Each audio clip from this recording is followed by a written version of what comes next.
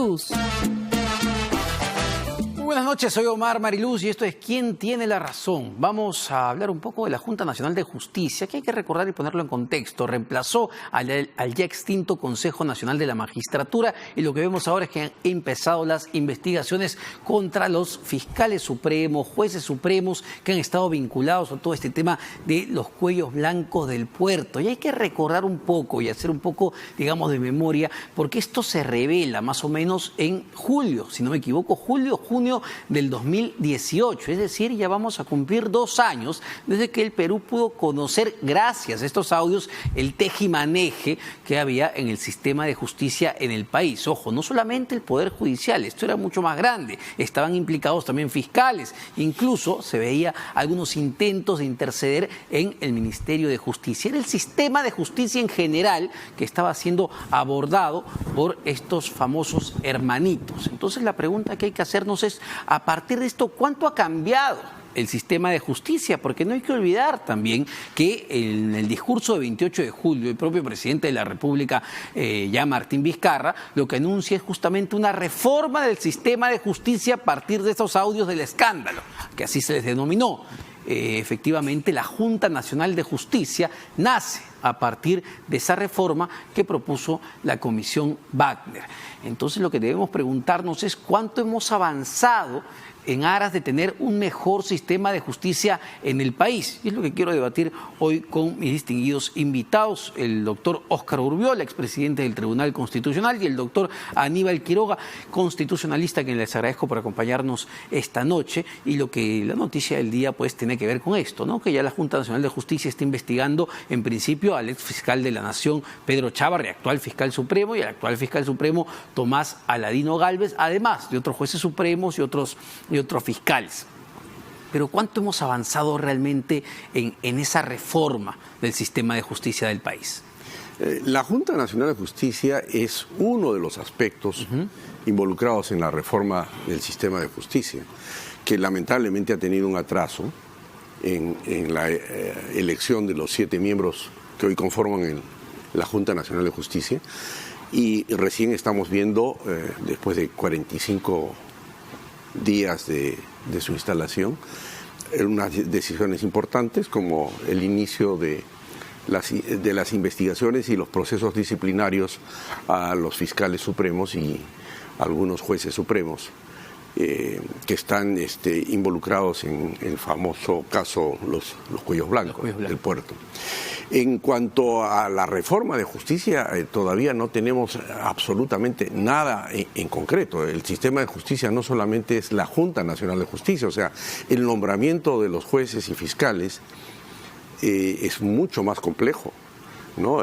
Implica no solamente aspectos, digamos, de carácter procesal o de instituciones que están encargadas de ejercer control, también involucra aspectos de procedimiento y hasta de infraestructura para poder comprender también a otras instituciones, porque la Administración de Justicia no se limita al Ministerio Público y al Poder Judicial, también debe estar involucrada la Policía Nacional.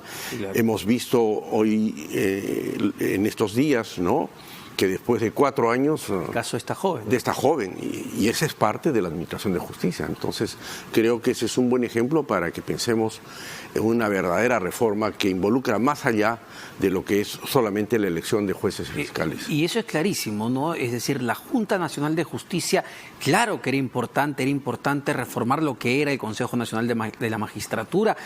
Incluso la población pudo ver cómo se elegían a jueces o fiscales preguntándoles sobre la receta del arroz con pollo. Entonces, sí es importante tener jueces y fiscales bien nombrados y poder sacar y destituir a los que son malos elementos dentro de ese sistema de justicia. Pero claramente eso es un paso inicial. Esto, me imagino, es mucho más complejo. Claro, yo diría que hemos avanzado poco y mucho al mismo tiempo, ¿no? Poco porque el sistema de justicia es mucho más complejo y porque evidentemente se requieren muchas otras cosas, como por ejemplo el tema de la provisionalidad en la Corte Suprema, que es un tema que es un escándalo a gritos, pero que nadie toca. ¿Qué es la provisionalidad en la Corte Suprema? La ley dice que en la Corte Suprema solo hay 20 magistrados titulares. Pero si usted revisa la lista de los magistrados, en algunos casos hay 5 salas, en algunos casos hay 6 salas y a veces hay 8 salas, ¿no? Si cada sala está compuesta por 5 magistrados y hay 8 salas, 5 por 8, 40. Quiere decir que hay 20 titulares y 20 provisionales. Los provisionales son magistrados de la Corte Superior que son traídos a la Corte Suprema con un oficio del presidente de la Corte Suprema. Eso se mantiene hace 20 años. Quiere decir, en buen romance, que tenemos una Corte Suprema provisional, una justicia provisional, y los magistrados se ofenden cuando uno le dice esto. El magistrado de la Corte Suprema está nombrado por el Consejo de la Magistratura o por la Junta Nacional de Justicia con un nombramiento a nombre de la Nación después de un concurso, pero los magistrados provisionales que están ahí, y que en algunos casos son salas completas, son nombrados con un oficio que mueve el dedito del presidente del Poder Judicial. Entonces, perdóneme, doctor Quiroga, porque me parece grave, si lo estoy interpretando bien, porque usted me dice que de alguna manera estos jueces no son del todo independientes, No porque son. su cargo depende de otra persona. Depende de la voluntad y de un oficio del presidente de la Corte Suprema, que así como los trae, los regresa. Y por otro lado, depende del humor del presidente de la sala, que es titular, y del humor del presidente de la Corte Suprema. Pero claro, ellos al mismo tiempo, al ser traídos, porque son magistrados titulares de la Corte Superior, generan un vacío, que es llenado por jueces que suben a la Corte Superior y son nombrados provisionales. Entonces, tenemos una justicia nacional provisional. Ese es un tema que la Junta Nacional de Justicia va a tener que abordar de todas maneras. Yo creo que, entre otras cosas, sincerando la justicia, nombrando 30 o 40 magistrados titulares de la Corte Suprema que pasen por un concurso, porque los que están ahí no han llegado a un concurso. Pero por otro lado, yo creo que se ha avanzado mucho, porque se ha nombrado una Junta Nacional de Justicia bastante buena, muy buena, excelente diría yo, que ya ha empezado su trabajo con mucha fuerza y que ha empezado para iniciarse procesando los casos más importantes del Ministerio Público de la propia Corte Suprema, entre ellos magistrados que están cuestionados, incluyendo al propio doctor San Martín, que es todo un ícono en la Corte Suprema, pero que también tiene una llamada al magistrado Ríos cuando estaba en funciones y que tiene que responder por eso, porque nadie tiene corona y se supone, ellos mismos lo dicen, que todos somos iguales ante la ley. Y los magistrados del Ministerio Público que también son cuestionados permanentemente y que han generado un impasse grave. Quizá los en el más Ministerio polémicos, quizá los más polémicos ahí son pues Pedro Chávarri, ¿no? Porque vimos incluso entrando esta oficina deslacrada y se generó todo un problema. Desde el punto de vista, no sé, doctor Urbiola, Pedro Chávarri y Tomás Saladino Gálvez ya no deberían estar o ser parte de la Junta de Fiscales Supremos, o todavía esto tendrá que investigarse y no sé, tomar los plazos que tenga que tomar. Esto lo va a decidir la Junta Nacional de Justicia y debo recalcar, Omar, que la Junta Nacional de Justicia en este comunicado ha separado los procesos y hay un proceso disciplinario inmediato que es en el caso de pruebas casi contundentes o incluso de flagrancia que podían dar lugar a una resolución de destitución. Fulminante. Es fulminante. Es decir, para que la gente lo entienda mejor, cuando hablamos de estos casos disciplinarios inmediatos, donde están Martín Alejandro Hurtado Reyes, juez supremo, Tomás Saladino Gálvez Villegas, fiscal supremo, Aldo Martín Figueroa Navarro, juez supremo, y Pedro Gonzalo Chávarri Vallejo, fiscal supremo, estamos hablando de casos que ya las pruebas son demasiado contundentes. Mire lo que dice el artículo 72. Excepcionalmente se puede prescindir de la investigación preliminar y disponer el inicio del procedimiento disciplinario inmediato por resolución del Pleno, debidamente motivada, producido alguno de los siguientes supuestos. A. Conducta notoriamente irregular con prueba evidente. Yo creo que en este caso hay prueba evidente. Es la comisión de una infracción disciplinaria muy grave establecida por ley, susceptible de ser sancionada con destitución, reflejada en hechos notoriamente evidentes de conocimiento público. O sea que esa es la situación del procedimiento disciplinario inmediato, que puede dar lugar a un proceso obviamente con derecho a defensa, el debido proceso, y luego el informe que se emita va al Pleno de la Junta Nacional de Justicia y la Junta Nacional de Justicia, con la mayoría que exige su ley orgánica, que son 5 votos de 7, puede acordar la destitución. Claro, el problema además que hay en el Ministerio Público es que solamente son 5 los fiscales titulares y entonces hay un entrampamiento de 3-2. Sí, claro. Y entonces esta destitución y el nombramiento subsecuente de nuevos fiscales supremos titulares daría lugar a que la institución pueda ser manejada de mejor manera. Bueno, y eso también es un tema que se tendría que repensar, ¿no? ¿Cómo es posible que en el Ministerio Público, que finalmente está a cargo de la acción penal, de llevar las investigaciones, de acusar en la máxima instancia, solamente haya 5 fiscales supremos? Y lo que hemos visto en los últimos meses, producto del tema de los audios, es que, como bien dice el doctor Quiroga, ha habido un entrampamiento constante de 3 contra 2. Pero también hay fiscales supremos provisionales, que también son llamados de las fiscalías superiores, que van a cumplir funciones de fiscales supremos. Lo que ha notado el doctor Quiroga es un punto muy importante en la reforma de justicia, la provisionalidad, no solamente en el Poder Judicial, sino también en el Ministerio Público.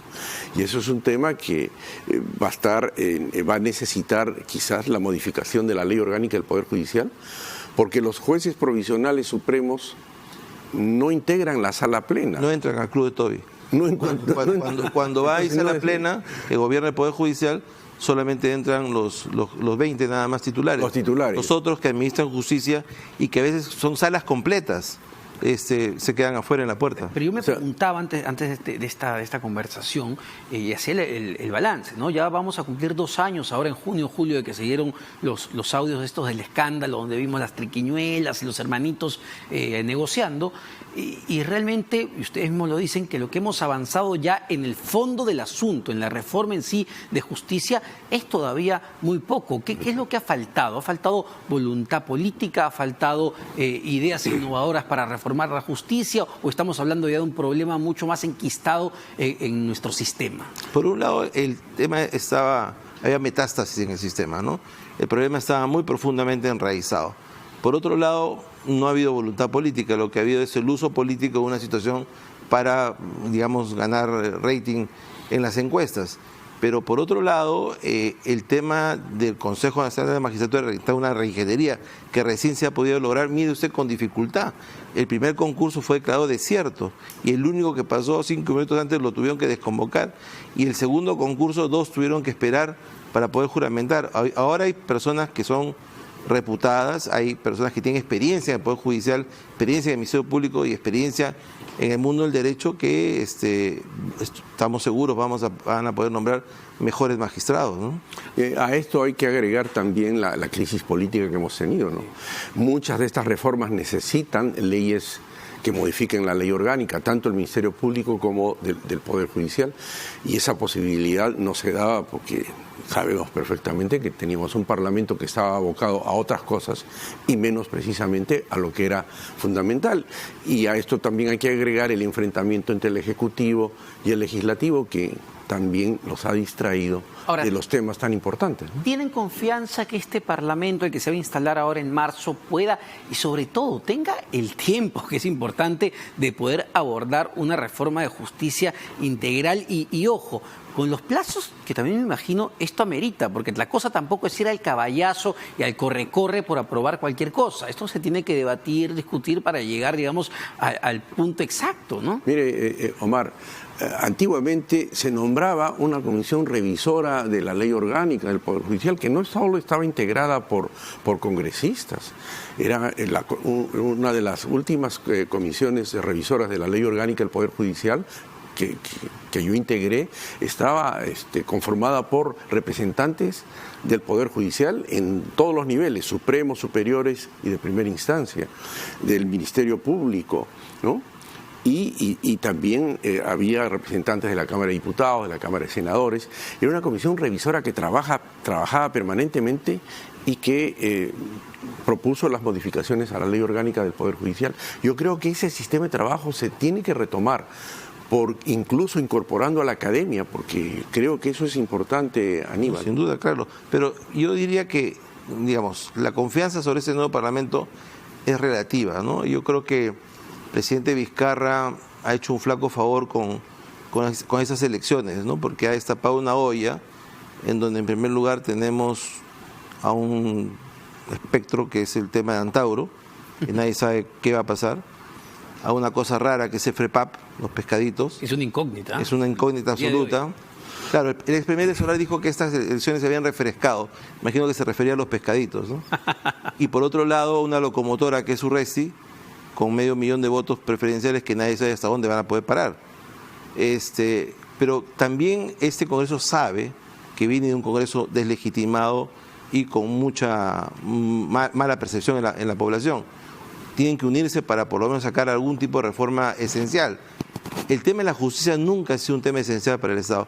La justicia ha sido siempre la cenicienta del Estado, porque todo el mundo ha querido capturar la justicia para usarla políticamente. Esperemos... Cuando es la base de la sociedad. Esperemos que este nuevo Congreso tenga algún tipo de interés real y legítimo sobre la reforma de la justicia. Ahora, una última pregunta a ambos que ha generado debate a partir de la entrevista que hizo nuestro amigo Jaime Chincha, el presidente de la República, justamente en este estudio, ¿no? Y el presidente le dice que él no era jefe de Estado, él era el jefe de gobierno. Y de inmediato Jaime pues le lee la Constitución y le dice, no señor, usted es jefe de Estado. ¿Qué ha pasado ahí con ese debate?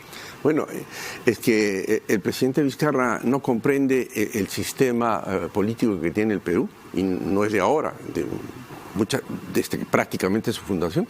Es un sistema democrático presidencialista parlamentarizado, donde el presidente de la República tiene varias calidades. Es jefe de Estado, es jefe de gobierno y también comandante en jefe de las Fuerzas Armadas. Entonces, él tiene que comprender que como jefe de Estado tiene que preservar las instituciones de la democracia. Y como la Constitución y nuestro sistema también le da la calidad de jefe de gobierno, ese es uno de los aspectos que precisamente lo expone al presidente de la República como jefe de Estado a todas las críticas cuando el gobierno no funciona. En otros sistemas, como por ejemplo la monarquía democrática de España, ¿no? El jefe de Estado es el rey, el monarca. Ese es el jefe de Estado, que prácticamente es intocable y preserva las instituciones del sistema democrático. Y el jefe de gobierno, que es elegido por el Parlamento, es el que va a recibir todos los palos y todas las críticas y tiene que empeñarse por hacer un buen gobierno. Yo creo que ha habido un terrible gafe que desnuda la ignorancia constitucional del presidente. Dicho esto con todo respeto, porque a lo que ha dicho Óscar hay que añadir una cuarta cualidad que tiene el presidente. De acuerdo a lo que dice el texto de la Constitución, que últimamente se interpreta como un chicle, es jefe de Estado, es jefe de gobierno, es comandante supremo de las Fuerzas Armadas y personifica a la nación. Sí. ¿No?